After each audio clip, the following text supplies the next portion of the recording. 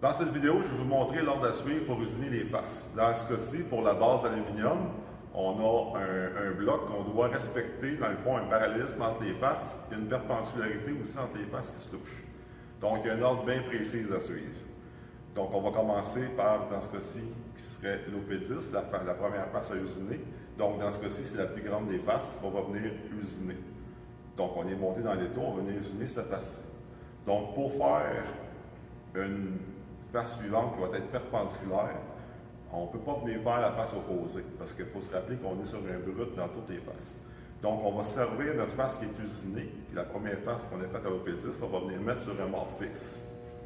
Ce qui se trouve qu'on va pouvoir venir faire un surfaçage de la deuxième face qui va nous permettre de créer une perpendicularité parfaite entre la face déjà usinée et la seconde.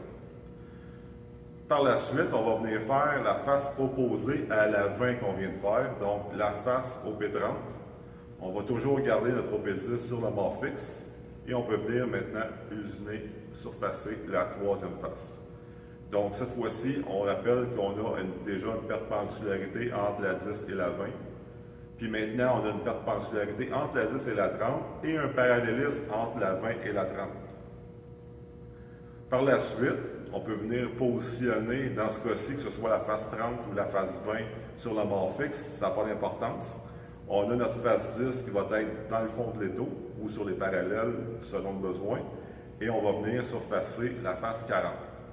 Donc, sur toutes les quatre faces qu'on a faites, on a une perpendicularité respectée et des parallélismes respectés aussi.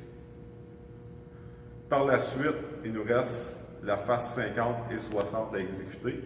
Donc, dans ce cas-ci, la particularité pour l'opération 50, c'est qu'il faut forcer la pièce pour la positionner sur une surface usinée qui va être perpendiculaire à la table et une des grandes faces sur la mort fixe, on va pouvoir venir usiner.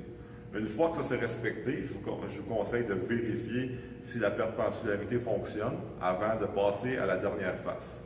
Donc, si votre montage avec l'équerre est bien exécuté, vous avez une perpendicularité respectée. Donc là, vous pouvez passer à la face 60. Donc, toujours une des grandes faces sur le mort fixe, l'autre appuyé dans le fond de l'étau ou la parallèle au besoin et venir surfacer la dernière face. Donc, de cette façon, dans l'ordre, comme expliqué, on va être certain d'avoir un parallélisme respecté entre chacune des faces et une perpendicularité respectée pour éviter d'avoir des faces difformes. Donc, visuellement, ça semblerait correct, mais en réalité, ça ne serait pas.